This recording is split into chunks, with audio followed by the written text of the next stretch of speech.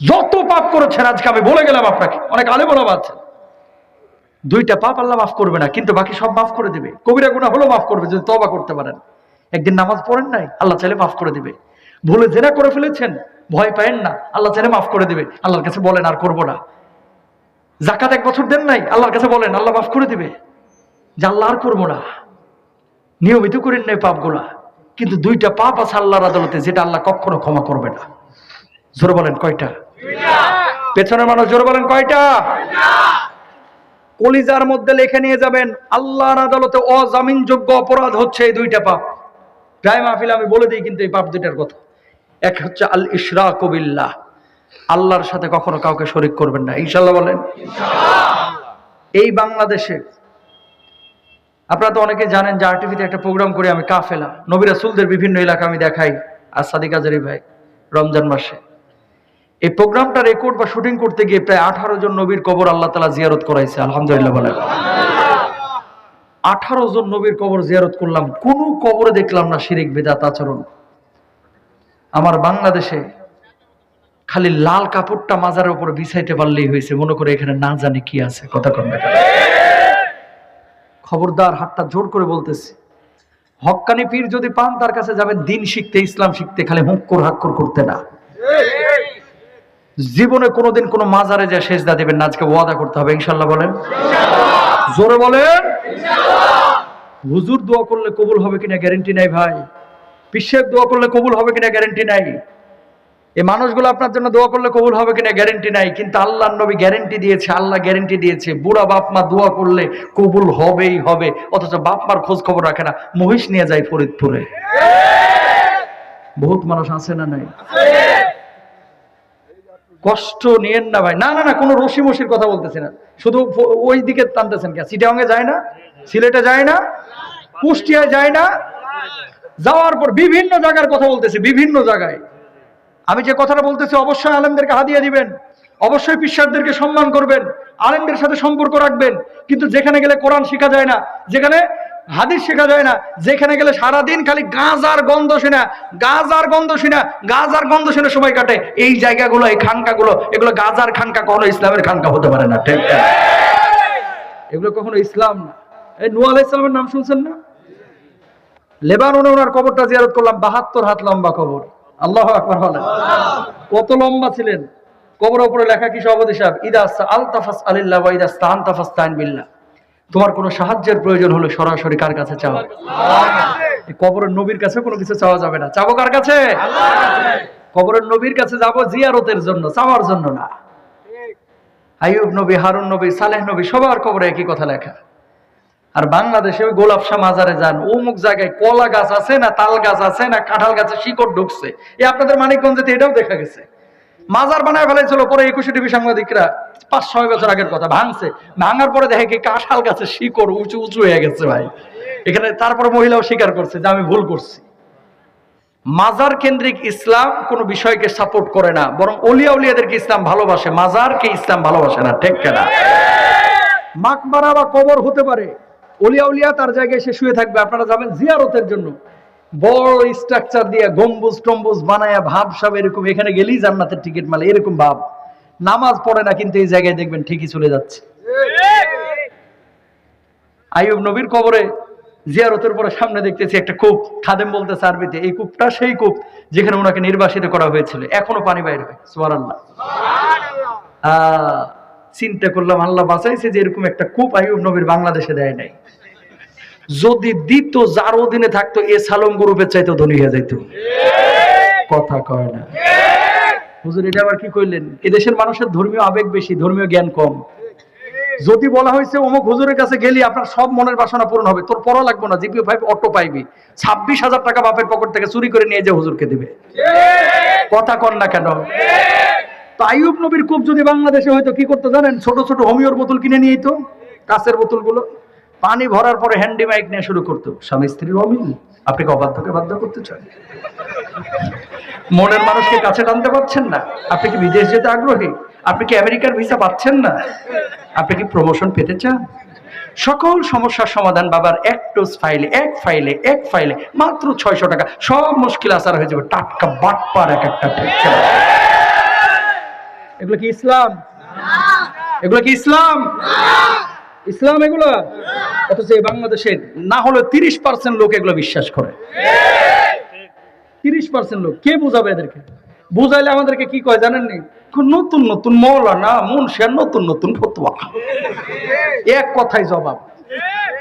আমার বাপ দাদা কি ভুল করছে? জবাব আর একটা, কি আমার বাপ দাদা কি বাপ দাদা দলিল না, দলিল হচ্ছে কোরআন হাদিস। জোরে বলেন ঠিক কিনা? এই হুজুর কিন্তু অন্য জিনিস। আমি কিন্তু স্বপ্নযোগের কথা বলতেছি না। এতজন নবীর কবর জিয়ারত করেছি যেই কবরগুলোতে কোনো শিরিক বেদাত নাই। বাংলাদেশের ওলিয়া উলিয়ারা আমাদের কলিজার টুকরা, কোনো সন্দেহ নাই। কিন্তু এর মানে এই না যে সারাদিন ওখানে যে হুক্কুর আক্কুর করবেন আর ঝিম মেরে বয়ে থাকবেন। দুনিয়ার কাজ করেন। খেয়াল করেন, 5-7 জন মিলে মসজিদের ভিতরে বসে গল্প করতেছে।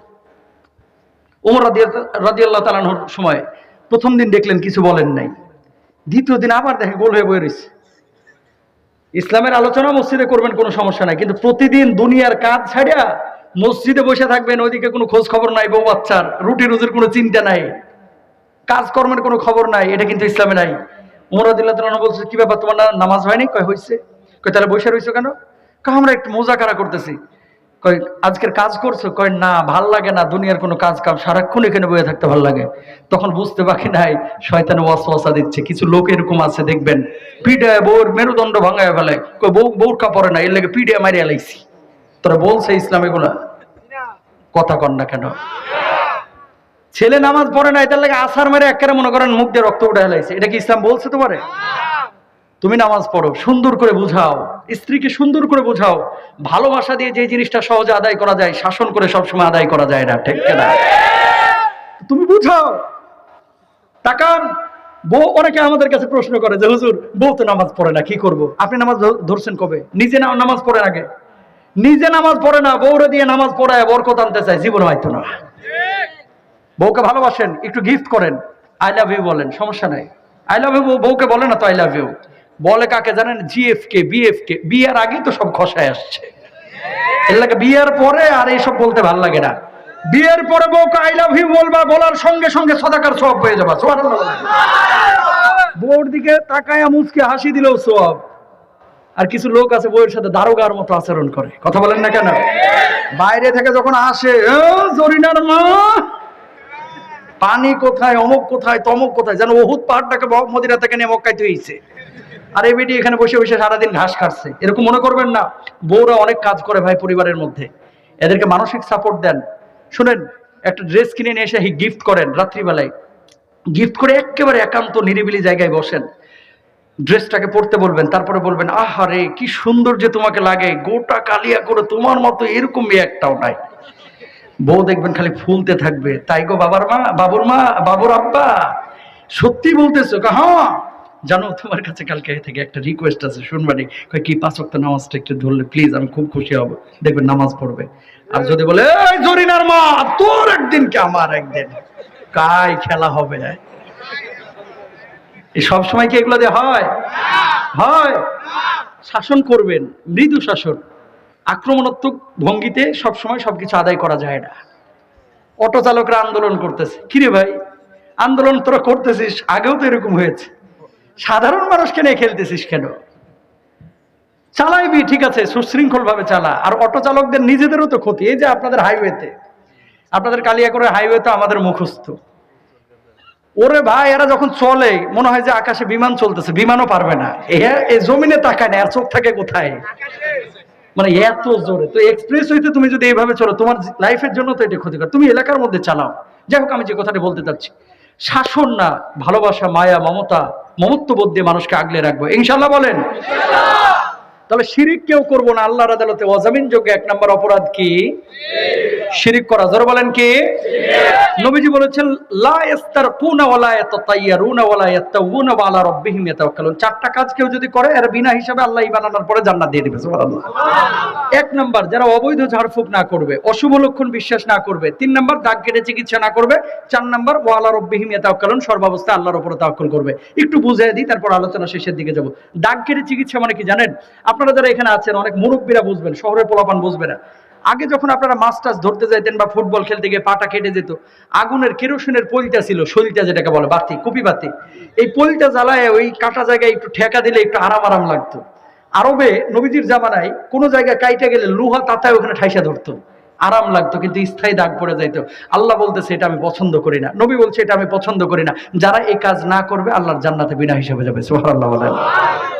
আপনাদের এলাকায় পাবেন কিছু পোলাপান, দুই ভাই জন্ম নিয়েছিল, এক ভাই মারা গেছে, ও কান ফুটায় দেয়, আরেকটা পোলা যে ছেলে কান ফুটায় রাখে কেন?